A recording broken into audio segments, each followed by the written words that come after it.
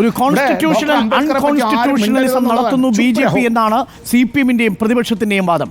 അതിന് അംബേദ്കറിനെ അവഹേളിക്കാൻ പോലും നിങ്ങൾ മടിക്കില്ല എന്നാണ് CPM പ്രതിനിധിയുടെ വാദം. അഡ്വക്കേറ്റ് ശങ്കുണ്ഠിദാസ്.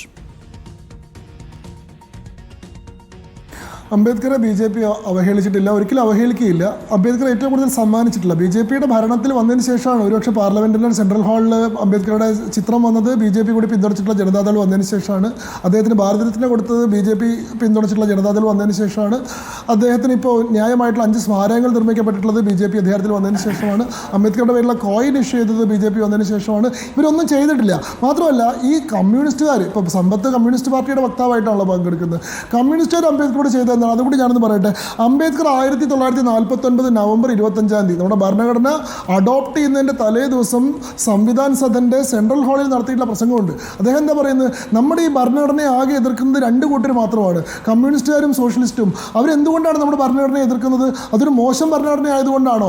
അല്ല, അത് പാർലമെന്ററി ജനാധിപത്യത്തിൽ അധിഷ്ഠിതമായിട്ടുള്ള ഒരു ഭരണഘടന ആയതുകൊണ്ടാണ്. അതുകൊണ്ട് തന്നെ ഒറ്റ പാർട്ടി ഭരണത്തിലൂടെ തൊഴിലാളി വർഗ സർവാധിപത്യം സ്ഥാപിച്ച് സായുധ വിപ്ലവം നടത്താനുള്ള അവരുടെ ആഗ്രഹത്തിന് ഈ ഭരണഘടന ഒരു തടസ്സമാവുന്നത് കൊണ്ടാണ് കമ്മ്യൂണിസ്റ്റുകാർ ഈ ഭരണഘടന എതിർക്കുന്നത് എന്ന്. ഏറ്റവും അവസാനത്തെ അംബേദ്കറുടെ പുസ്തകം പോലും കമ്മ്യൂണിസം ആൻഡ് ബുദ്ധ എന്ന് പറയുന്ന ബുദ്ധമതവും കമ്മ്യൂണിസം പ്രത്യയശാസ്ത്രവും തമ്മിലുള്ള തർക്കങ്ങളെ സംബന്ധിച്ച് എഴുതുന്ന പുസ്തകം.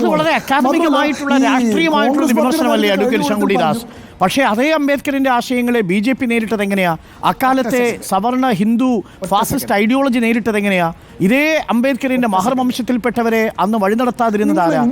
അവരുമായി ബന്ധപ്പെട്ട സാമൂഹികമായിട്ടുള്ള നവോത്ഥാനത്തിനു വേണ്ടി ആ പാതയിലൂടെ പോയി പോരാടിയതാരാ?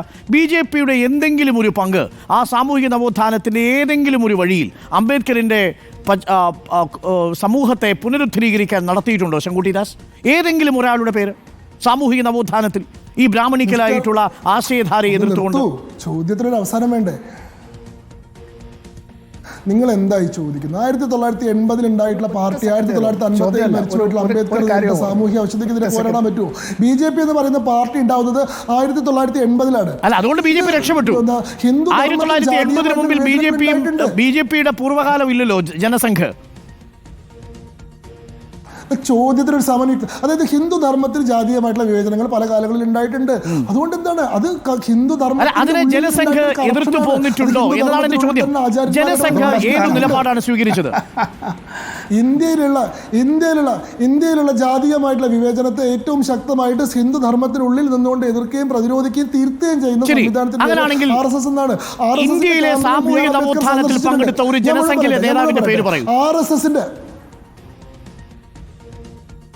ഇന്ത്യയിലെ സാമൂഹിക നവോത്ഥാനത്തിൽ പേരിട്ടുള്ള ജനസംഘത്തിന്റെ എത്രയോ നേതാക്കന്മാരെ, ശ്യാമപ്രസാദ് മുഖർജി, ഏത് സാമൂഹിക നവോത്ഥാനത്തിന്റെ ഭാഗമായിരുന്നു? 2 പേര് ഞാൻ പറഞ്ഞില്ലേ?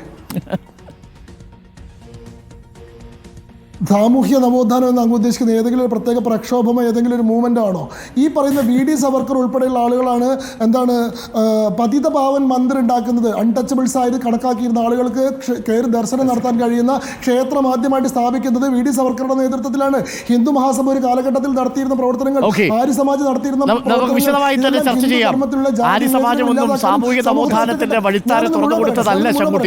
അതൊക്കെ ബ്രാഹ്മണിക്കൽ റിവൈവലിസത്തിന്റെ ഹിന്ദുത്വയുടെ റിവൈവലിസത്തിന്റെ ആശയധാരകളായിരുന്നു. നമ്മൾ തൽക്കാലം ചർച്ച നമുക്ക് ഇവിടെ വെച്ച് അവസാനിപ്പിക്കാം, സമയപരിമിതി കൊണ്ട്.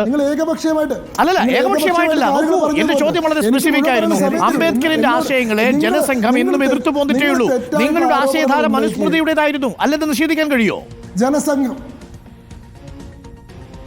ഞങ്ങളത് നിഷേധിക്കുകയാണ്. മനുസ്മൃതിയുടെ ആശയധാരയല്ല ഭാരതീയ ജനതാ പാർട്ടി പിന്തുടരുന്നത്. ഭാരതീയ ജനതാ പാർട്ടി ഇന്ത്യൻ ഭരണഘടനയോടുള്ള നിർവ്യാജമായിട്ടുള്ള കൂറും പ്രതിബദ്ധതയും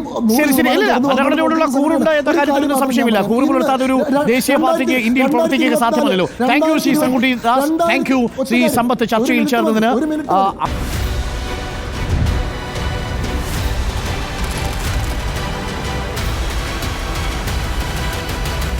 Debate with Dr. Arun Kumar.